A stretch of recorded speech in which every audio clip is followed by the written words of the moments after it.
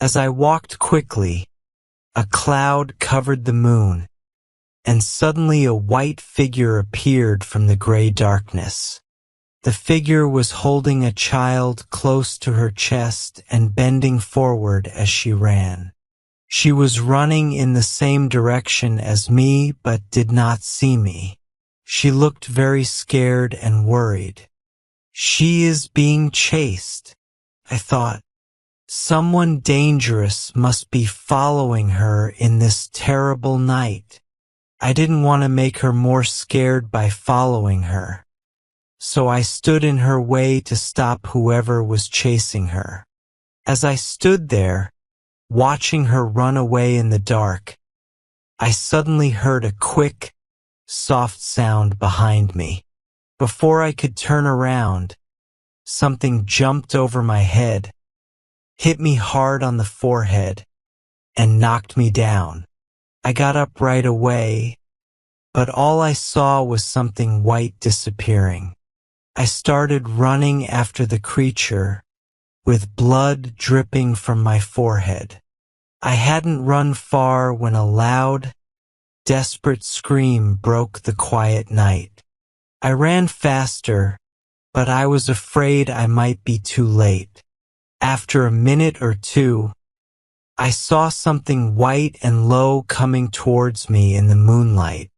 At first, I thought it was another animal because it was moving slowly, almost crawling with strange, painful jumps. I stepped out of its way and waited.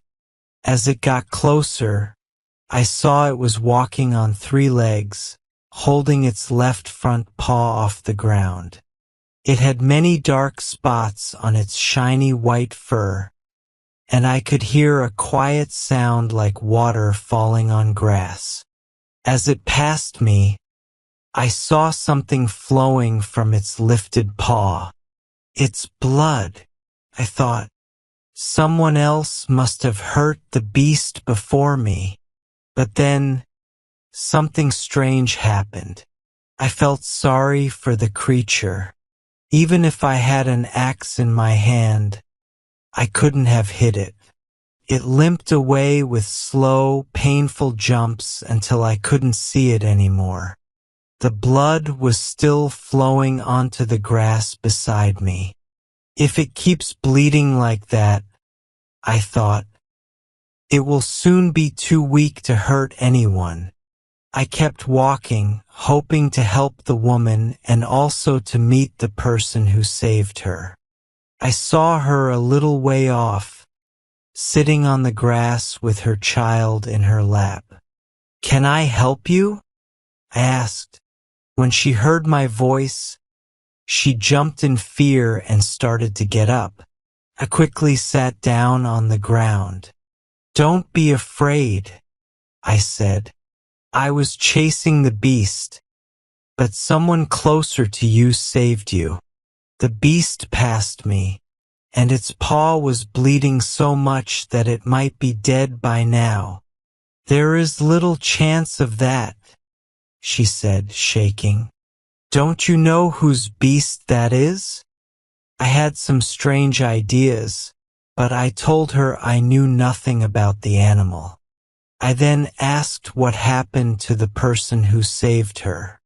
"What person?" she replied. "I didn't see anyone." "Then how did the monster get hurt?" I asked. "I hit her foot with a stone, as hard as I could." "Didn't you hear her cry?" "You are a brave woman," I said. "I thought it was you who screamed." "It was the leopardess," she said. "I have never heard such a sound from an animal. It sounded like a woman screaming in pain. I couldn't scream to save my baby because I lost my voice. When I saw the horrible mouth near my baby's little white neck, I grabbed a stone and hit her hurt foot." "Tell me about the creature," I said. "I am new in this place." "You will know about her soon if you are going to Bulika," she answered. Now I can never go back there. Yes, I am going to Bulika, I said, to see the princess. Be careful. You should not go. But maybe you are. The princess is a very good, kind woman, she said. I heard a small movement. By now, clouds had covered the moon so much that I could barely see the woman. I was afraid she might try to run away from me. You are safe with me, I said. What promise would you like me to make? I can tell by the way you speak that you are not from Bulika, she replied. I will trust you. I am not from Bulika either. People from Bulika never trust anyone. If only I could see you, but I like your voice. Look, my baby is sleeping. The evil animal didn't hurt her. Yes, the leopardess wanted my baby, she said as she stroked the child. Then she would have killed me for taking my baby away. Some people say the princess has 2 white leopardesses, she continued. I only know one with spots. Everyone knows her. If the princess hears about a baby, she sends the leopardess right away to drink its blood, and then the baby either dies or becomes an idiot. I wanted to leave with my baby, but the princess was away from home. I thought I could wait until I felt a little stronger. But the princess must have taken the beast with her. When she was coming back, she found my trail. I heard the sniff-snuff of the leopardess behind me and I ran. Oh, how I ran! But my baby won't die. There is no bite mark on her. Where are you taking her? I asked. I'm going to a place that nobody talks about, she said. Why is the princess so cruel? I asked.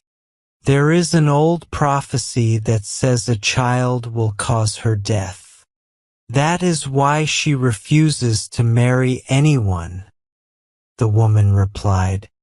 But what will happen to her country if she kills all the babies? I asked.